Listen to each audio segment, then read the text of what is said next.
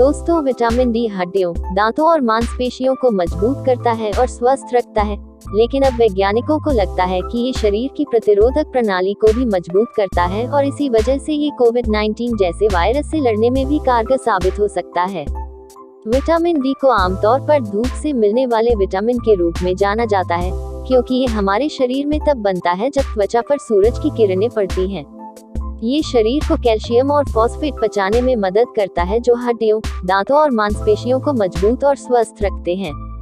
ऐसा शोध में भी साबित हुआ है। बायोमेडिकल रिसर्च से पता चलता है कि रिकेट्स, ऑस्टियोमलेशिया और ऑस्टियोपोरोसिस जैसी हड्डी की बीमारियां विटामिन डी की कमी से ही होती हैं, लेकिन ऑरलैंड के यूनिवर्सिटी कॉलेज कॉक में विटामिन डी और पोषण के विशेषज्ञ प्रोफेसर केविन कैशमैन का कहना है कि विटामिन डी की भूमिका इससे भी अधिक है। वो कहते हैं, जिन लोगों में विटामिन डी की कमी होती है, ऐसे लोगों के लिए वायरस से होने वाले संक्रमण की चपेट में आने का खतरा भी अधिक होता है। ये ऐसी बातें हैं जिन पर इस साल खूब चर्चा हो रही है। कैशमैन कहते हैं, बीते 2 दशकों में विटामिन डी को लेकर नई समझ बनी है और पता चला है कि ये हड्डियों के बाहर भी भूमिका निभाता है। विटामिन डी प्रतिरोधक प्रणाली को नियंत्रित करने में भी मदद करता है। क्या विटामिन डी कोविड-19 से लड़ाई में मदद कर सकता है? प्रोफेसर कैशमैन कहते हैं कि वैज्ञानिक ये मान रहे हैं कि विटामिन डी की मामूली कमी से भी शरीर में कैंसर, हृदय रोग संबंधी बीमारियों, डायबिटीज और संक्रामक एवं सूजन संबंधी रोगों का खतरा बढ़ जाता है। लेकिन क्या विटामिन डी और कोविड-19 का कोई सीधा संबंध है? प्रोफेसर कैशमैन कहते हैं कि शीर्ष वैज्ञानिक समीक्षाओं से संकेत मिलता है कि इस बात के तो पर्याप्त सबूत हैं कि विटामिन डी की कमी और शरीर पर कोविड-19 के असर में संबंध है, लेकिन अभी इतने पक्के सबूत नहीं है कि लोगों को कोविड से बचने के लिए विटामिन डी के सप्लीमेंट लेने की सलाह दी जा सके। हालांकि प्रोफेसर कैशमैन मानते हैं कि कोविड-19 महामारी ने विटामिन डी की कमी को फिर से सुर्खियों में ला दिया है। वो मानते हैं कि इस दिशा में रिसर्च सही ट्रैक पर है। वो कहते हैं, आज आम राय ये है कि अभी पक्के सबूत नहीं है, लेकिन ट्रायल चल रहे हैं और नए सबूत मिल रहे हैं। कोविड-19 को अभी 1 साल ही हुआ है। मजबूत डाटा मिलने में समय लगता है। प्रोफेसर कैशमैन कहते हैं, हमें ये तो पक्का पता है कि विटामिन डी हमारी हड्डियों को मजबूत रखता है, लेकिन अगर ये भी पता चला कि इसका सांस संबंधी बीमारियों पर भी सकारात्मक असर होता है तो ये एक अतिरिक्त फायदा होगा। वो कहते हैं, इस दिशा में शोध रोचक स्थिति में तब होंगे जब हम ये स्वीकार कर लेंगे कि विटामिन डी की कमी से सांस संबंधी बीमारियां, फ्लू और सर्दी आदि भी प्रभावित होते हैं। विटामिन डी मिलता कहाँ से है?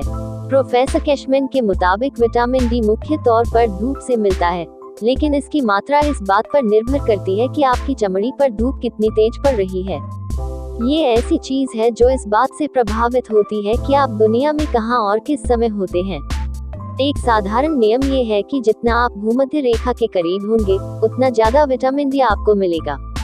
लेकिन बावजूद इसके भारत और कई अफ्रीकी देशों के लोग विटामिन डी की कमी से सबसे ज्यादा प्रभावित हैं। फिर ऐसा क्यों है? प्रोफेसर कैशमैन कहते हैं, इसकी कई वजह हैं, जैसे कि लोग कैसे कपड़े पहनते हैं, अपने शरीर को कितना ढका रखते हैं और क्या तेज धूप की वजह से वो छांव में अधिक रहते हैं। इसके अलावा प्रदूषण भी धूप को रोक सकता है। एक और वजह चमड़ी का रंग भी हो सकता है। European journal of clinical nutrition में प्रकाशित जानकारी के मुताबिक यूरोप में 12% लोगों में विटामिन डी की कमी है। लेकिन जब आप यूरोप के कई नस्ली समूहों में देखते हैं, तो विटामिन डी की कमी 2 से 3 गुना तक बढ़ जाती है, क्योंकि मेलानिन प्राकृतिक धूप अवरोधक की तरह काम करता है। हमें अपनी डाइट में विटामिन डी कैसे मिलता है? भोजन भी विटामिन डी का स्रोत हो सकता है। तली या मछली, लाल मांस, अंडे की जर्दी और दूध उत्पाद भी विटामिन डी का स्रोत हो सकते हैं, लेकिन अधिकतर लोगों के लिए सिर्फ भोजन से पर्याप्त विटामिन डी हासिल करना मुश्किल है। प्रोफेसर कैशमैन कहते हैं, विटामिन डी में समृद्ध अधिकतर खाद्य पदार्थ ऐसे हैं जो पशुओं से मिलते हैं, जबकि पौधों में विटामिन डी नहीं होता है। इसका मतलब ये है कि शाकाहारी लोग या ऐसे लोग जो महंगा मांसाहार नहीं खरीद सकते हैं, उनमें विटामिन डी की कमी होने की आशंका ज्यादा होती है। मंगोलिया में काम करने वाली संस्था क्रिस्टीना नोबल चिल्ड्रेन फाउंडेशन से जुड़ी अमारा बोर कहती है कि विटामिन डी वाला भोजन काफी महंगा होता है और कमाए वाले लोगों की पहुंच से बाहर होता है। वो कहती हैं, हालांकि सरकार ने आटे में विटामिन डी मिलाने का फैसला लिया है और ये सबसे ज्यादा खपत वाला खाद्य पदार्थ भी होता है।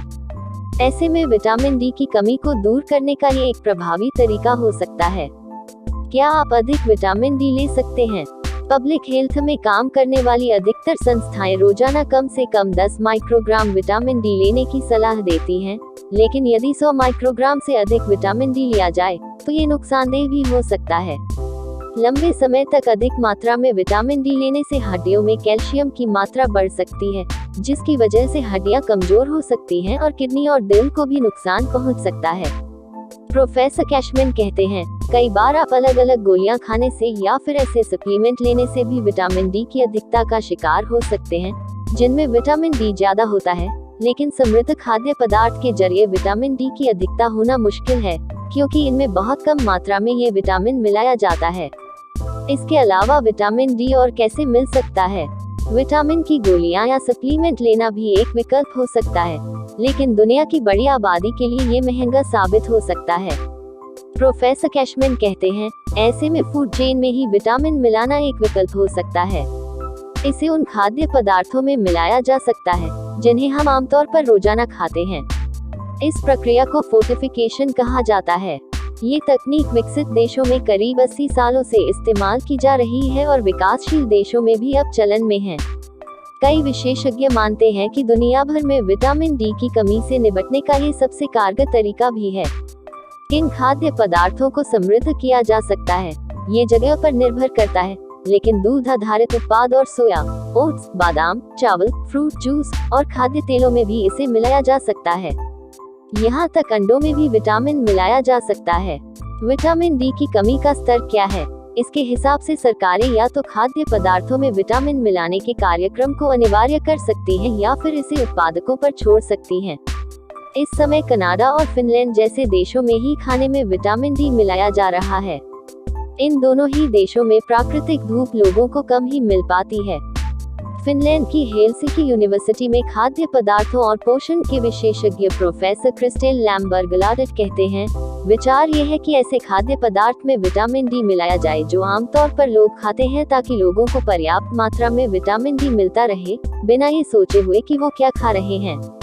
प्रोफेसर कैशमैन मानते हैं कि महामारी फिनलैंड की तरह दूसरों देशों को भी सोचने के लिए प्रेरित करेगी कि आम लोगों को पर्याप्त मात्रा में विटामिन डी कैसे दिया जाए।